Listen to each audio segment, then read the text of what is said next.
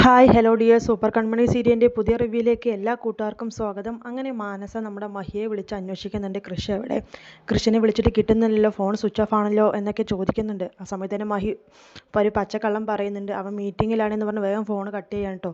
അതിലെന്തോ ഒരു അപാകത തോന്നിയിട്ട് ആൻറ്റി അമ്മ പറയുന്നുണ്ട്, നീ ആ ഹരിയെ ഒന്ന് വിളിച്ച് നോക്കുമെന്ന് പറയുന്നുണ്ട്. അങ്ങനെ ഹരിയെ വിളിക്കുമ്പോൾ ഹരി പറയുന്നുണ്ട്, സാർ ഇവിടെ ഇല്ല, സാർ എവിടെയാണെന്നൊന്നും അറിയില്ലെന്ന്, ഓഫീസിലേക്ക് എത്തിയിട്ടില്ല എന്നൊക്കെ പറയുന്നുണ്ട്. അങ്ങനെ മാനസ തീരുമാനിക്കുന്നുണ്ട്, എന്തായാലും ആൻറ്റി അമ്മ എന്തൊക്കെയോ കള്ളക്കളികൾ നടക്കുന്നുണ്ട്, ഞാൻ എന്തായാലും ഓഫീസിലേക്കൊന്ന് പോട്ടെ. മഹിയോട് ചോദിച്ചപ്പോൾ കൃഷി അവിടെ ഇല്ല എന്ന് പറഞ്ഞു, കൃഷി അവിടെ ഉണ്ടെന്ന് പറഞ്ഞു. പിന്നെ ഹരിയെ വിളിച്ചപ്പോൾ അവിടെ ഇല്ലായിരുന്നു. അപ്പോൾ എന്തോ ഒരു ചുറ്റിക്കളി അവിടെ നടക്കുന്നത്, ഞാൻ എന്തായാലും നേരിട്ട് പോയി അന്വേഷിച്ച് ആൻറ്റി അമ്മയുടെ എല്ലാ വിവരങ്ങളും പറയാമെന്ന് പറഞ്ഞു.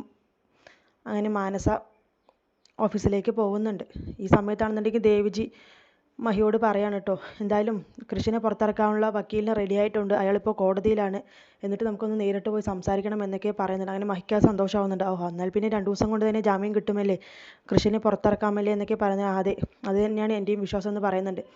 അങ്ങനെ മഹി പറയുന്നുണ്ട്, ആ മാനസ വിളിച്ചിരുന്നു, ആ കൃഷിനെ അന്വേഷിച്ചെന്ന് പറയുന്നുണ്ട്. അവരോട് പറഞ്ഞാൽ മതി, അവനൊരു മീറ്റിങ്ങിലാണ് എന്നൊക്കെ പറഞ്ഞ് നുണ തട്ടിവിട്ടാൽ മതി എന്നൊക്കെ പറയുന്നുണ്ട്.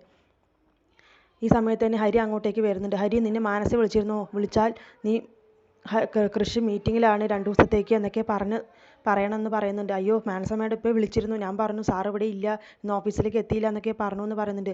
എടോ, തന്നോട് ആരോടോ അങ്ങനെ പറയാൻ പറഞ്ഞെന്ന് പറഞ്ഞ് മഹി അയാളോട് ചൂടാവുന്നുണ്ട്. ആ സമയത്ത് ദേവിജി പറയുന്നത്, നീ എന്തിനാ അവനോട് ചൂടാവുന്നത്, അയാൾക്ക് ഈ കാര്യങ്ങളൊന്നും അറിയില്ലല്ലോ, എന്തായാലും അതൊക്കെ ഞാൻ നോക്കിക്കോളാം, നീ പേടിക്കൊന്നും വേണ്ട, ഇവിടുത്തെ സ്റ്റാഫിനോടും ഡിസൈനേഴ്സിനോടും ഒക്കെ പറഞ്ഞാൽ മതി, കൃഷി 2 ദിവസത്തേക്ക് ഒരു മീറ്റിങ്ങിന് വേണ്ടി മാറി നിൽക്കുകയാണ് എന്നൊക്കെയുള്ള രീതിയിൽ പറഞ്ഞാൽ മതി എന്നൊക്കെ പറഞ്ഞു. അവരവിടെ ഒരു നാടകം ക്രിയേറ്റ് ചെയ്യുന്നുണ്ട് കേട്ടോ. പിന്നീട് കാണിക്കുന്നത് നമ്മുടെ ജാമ്യ പേപ്പർ ഒപ്പിടാനായിട്ട് കൺമണി നമ്മുടെ ജയിലിലേക്ക് വരുന്നുണ്ട്. കൃഷിനെ കാണുന്നുണ്ട്.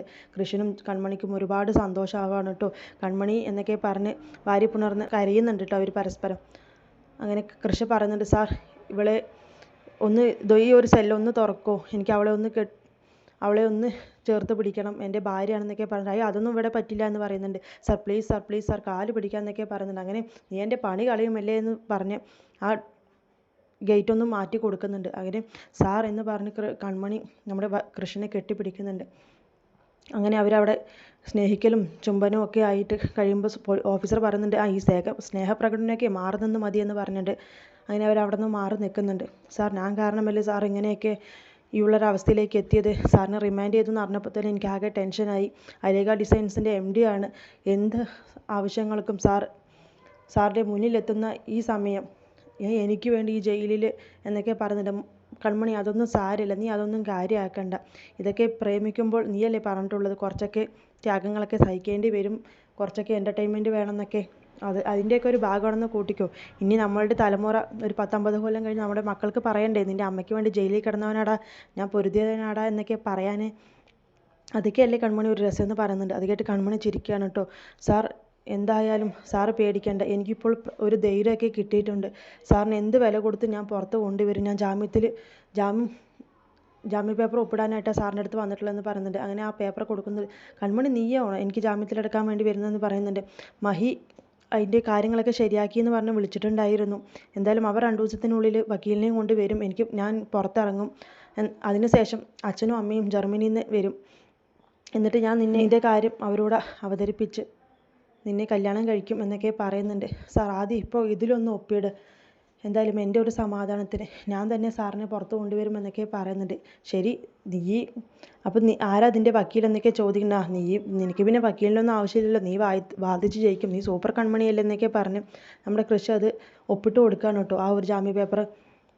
അങ്ങനെ കൺമണിക്ക് അത് ഒരുപാട് സന്തോഷമാവുന്നുണ്ട്. ഈ സമയം തന്നെ വരുണിൻ്റെ കാര്യം ചോദിക്കട്ടെ, എന്തായാലും നിന്നെ ഇനി വരുൺ ശല്യപ്പെടുത്താൻ വരില്ല, അവൻ്റെ കൈയും കാലൊക്കെ തല്ലി ഓടിച്ചിട്ടുണ്ട്, ഇനി അടുത്ത കാലത്തൊന്നും അവൻ ആശുപത്രിയിൽ നിന്ന് പുറത്തേക്ക് ഉണ്ടാവില്ല, ആ സമയം കൊണ്ട് നമുക്ക് നമ്മളുടെ കാര്യം എല്ലാ രീതിയിലും ശരിയാക്കി മുന്നോട്ട് പോകണം എന്നൊക്കെ പറയുന്നുണ്ട്. ശരി സാർ എന്നൊക്കെ പറഞ്ഞ് അങ്ങോട്ടും ഇങ്ങോട്ടും സ്നേഹപ്രകടനങ്ങളൊക്കെ കഴിഞ്ഞ് അവരങ്ങോട്ട് മാറി നിൽക്കുന്നുണ്ട്. ആ ഒരു ജാമ്യ പേപ്പർ നമ്മുടെ ഭാഗ്യശ്രീക്ക് കൊണ്ടുവന്ന് കൊടുക്കുന്നുണ്ട്. ആ സമയത്ത് തന്നെ ബലരാമനും ഭാഗ്യശ്രീയും കൂടി സംസാരിക്കുകയാണ് കേട്ടോ. മോളെ നീ പറഞ്ഞോ, കൺമണി പറയില്ലേ നീയാണ് ഇതിൻ്റെ പിന്നിൽ, ആ ജാമ്യ പേപ്പർ കൊടുത്തത് ഞാനും നീ ഇതിൻ്റെ പിന്നിലുണ്ടെന്ന് അവൾ അവനോട് പറഞ്ഞ കൃഷി എന്തായാലും ഒപ്പിട്ട് കൊടുക്കില്ല എന്നൊക്കെ പറഞ്ഞു. അതൊക്കെ ഞാൻ നോക്കിക്കോളാം ഏട്ടാ, എന്താണ് കൺമണി അത് ഒപ്പിട്ട് വാങ്ങിയിരിക്കും എന്നൊക്കെ പറയുന്നുണ്ട്. ആ സമയം തന്നെ കൺമണി അത് ഒപ്പിട്ട പേപ്പറായിട്ട് ഭാഗ്യശ്രീയുടെ അടുത്തേക്ക് എത്തുന്നുണ്ട്. ഒപ്പിട്ടില്ല, ഇനി ബാക്കിയുള്ള കാര്യങ്ങളൊക്കെ ഞാൻ നോക്കിക്കോളാം, കൺമണി ധൈര്യമായിട്ട് ഇരിക്കുക, കൃഷിന് 2 ദിവസത്തിൻ്റെ ഉള്ളിൽ ഞാൻ നിൻ്റെ കയ്യിൽ എത്തിച്ചേരും എന്നൊക്കെ പറയുന്നുണ്ട്. ഈ സമയത്ത് തന്നെ ബലരാമൻ അവിടെ മാറി നിൽക്കുന്നത് കണ്ട് കൺമണി ആകെ പേടിക്കുന്നുണ്ട്. നീ ഏട്ടനെ കണ്ട് പേടിക്കൊന്നും വേണ്ട, ഏട്ടൻ ഒരു പാവമാണെന്നൊക്കെ പറയുന്നുണ്ട്. ആ സമയത്ത് തന്നെ ബലരാമൻ കൺമണിയുടെ അടുത്തേക്ക് വരുന്നുണ്ട്. കൺമണി നീ പേടിക്കേണ്ട, അവൻ എൻ്റെ അനിയനാണ്, അവനെ ജാമ്യത്തിൽ ഇറക്കാനുള്ള കാര്യം ഞാൻ നോക്കിക്കോളാം എന്നൊക്കെ പറയുന്നുണ്ട്. എനിക്ക് നിങ്ങളെ ഒന്നും വിശ്വാസമില്ല, ദയവ് ചെയ്ത് നിങ്ങൾ രണ്ടുപേരും ഒരു സെല്ലിലാണെന്ന് ഞാൻ അറിഞ്ഞു, എൻ്റെ കൃഷാറിനെ ഒരു രീതിയിൽ ഉപദ്രവിക്കരുത്, കൊല്ലരുത് എന്നൊക്കെ പറയുന്നുണ്ട്. കൺമണി നീ എന്താ എങ്ങനെയൊക്കെ പറയുന്നത്, അവൻ എൻ്റെ സ്വന്തം ചോരയാണ്, എൻ്റെ അനിയനാണ്, ഞാൻ അങ്ങനെയൊന്നും ചെയ്യില്ല, നീ എന്നെ വിശ്വസിക്ക് എന്നൊക്കെ പറയാണ് കേട്ടോ കൺമണിയോട്. പിന്നെ നിങ്ങൾക്ക് എന്നോട് ഒരു തെറ്റിദ്ധാരണയുണ്ട്, നിന്നെ കടത്തിക്കൊണ്ടുപോയതും നിന്നെ ഉപദ്രവിച്ചതൊന്നും ഞാനല്ല, അതിന് പിന്നിൽ വേറെ ആരൊക്കെയാണ്, ആ കുറ്റം മൊത്തം എൻ്റെ മേലെ ചാർത്തിയതാണ് എന്നൊക്കെ പറയാണ് കേട്ടോ. അങ്ങനെ കൺമണി അതൊന്നും വിശ്വസിക്കുന്നൊന്നുമില്ല. വീണ്ടും ഭാഗ്യശ്രീ പറയുന്നുണ്ട്, നീ ഏട്ടനെ വിശ്വസിക്കുക, ഏട്ടനൊരു പാവമാണ് എന്നൊക്കെ പറയുന്നുണ്ട്. അങ്ങനെ കൺമണിയും ഭാഗ്യശ്രീയും കൂടെ തിരിച്ചു പോകുന്നുണ്ട്. ആ സമയത്ത് സഹദേവൻ വന്ന് ബലരാമനോട് ചോദിക്കുന്നുണ്ട്, എന്താടാ താനും കൃഷി ഒന്നായോ എന്ന് ചോദിക്കുന്നുണ്ട്. സാർ ഒന്നും ഇങ്ങോട്ട് വന്നേ എന്ന് പറഞ്ഞ് സഹദേവനെ മാറ്റി നിർത്തിക്കൊണ്ട് കാരണം നോക്കിയൊന്ന് പൊട്ടിക്കുന്നുണ്ട് കേട്ടോ ബലരാമൻ. എടോ, തൻ്റെ കൂതറ സ്വഭാവം എന്നോട് കാണിക്കാൻ നിൽക്കണ്ട, ഇനി മേലല്ല ഇവിടെ നടക്കുന്ന കാര്യം അമ്മനെ വിളിച്ച് പറഞ്ഞാലുണ്ടല്ലോ നിൻ്റെ കുട്ടികൾക്ക് അച്ഛനില്ലാതാകും, ഈ ബലരാമൻ ആരാണെന്ന് നിനക്ക് ശരിക്കും അറിയില്ല എന്നൊക്കെ പറഞ്ഞ് തലങ്ങും വിലങ്ങും അയാളെ തല്ലിയിട്ട് പോവുകയാണ് കേട്ടോ ബലരാമൻ ചെയ്യുന്നത്. പിന്നീട് മാനസ വരുന്നുണ്ട്, മാനസ ഓഫീസിലേക്ക് എത്തുന്നുണ്ട്, എല്ലാ സ്റ്റാഫിനോടും അന്വേഷിക്കുന്നുണ്ട് കൃഷി എവിടെ എന്നൊക്കെ. അവരെല്ലാവരും ഒരുപോലെ പറയുന്നുണ്ട് ഒരു ക്ലയൻറ്റിൻ്റെ മീറ്റിങ്ങിന് പോയിരിക്കുകയാണ് RK നഗറിൽ, ഈ 2 ദിവസം കഴിഞ്ഞിട്ട് എത്തുള്ളൂ എന്നൊക്കെ എല്ലാവരും 4-5 സ്റ്റാഫുകളും ഒരുപോലെ പറയുന്നുണ്ട്. ഈ സമയത്തിന് മഹിയും വരുന്നുണ്ട്, അവൻ മീറ്റിങ്ങിന് പോയിരിക്കുകയാണെന്നൊക്കെ പറയുന്നുണ്ട്. നീ നുണ പറയേണ്ട മഹി, നീ കൃഷിൻ്റെ കൂട്ടുകാരനാണെന്ന് എനിക്കറിയാം, അവൻ എന്ത് കൊളരുതാമ ചെയ്താലും നീ അതിനെ കൂട്ടു നിൽക്കുമെന്ന് എനിക്കറിയാം. കൃഷിൻ്റെ ഫോൺ സ്വിച്ച് ഓഫാണ്, ആ കൺമണിയുടെ ഫോൺ സ്വിച്ച് ഓഫാണ്, എനിക്കെന്തോ ഒരു പന്തികേട് മണക്കുന്നുണ്ട്, എന്നോട് കള്ളം പറയണ്ട നീ എന്നൊക്കെ പറയുന്നുണ്ട്. നീ എന്നെ വിശ്വസിക്കും, ഞാനൊന്നും അങ്ങനെ ചെയ്യില്ല എന്നൊക്കെ മഹി പറയുന്നുണ്ട്. എന്തായാലും നിങ്ങളുടെ കള്ളത്തരം ഞാൻ പൊളിച്ചെടുക്കുമെന്ന് പറഞ്ഞ് മാനസ് അങ്ങോട്ട് ദേഷ്യപ്പെട്ട് പോകുന്നുണ്ട്. പിന്നീട് കൺമണിയുടെ അച്ഛനെയൊക്കെ കാണിക്കുന്നുണ്ട്.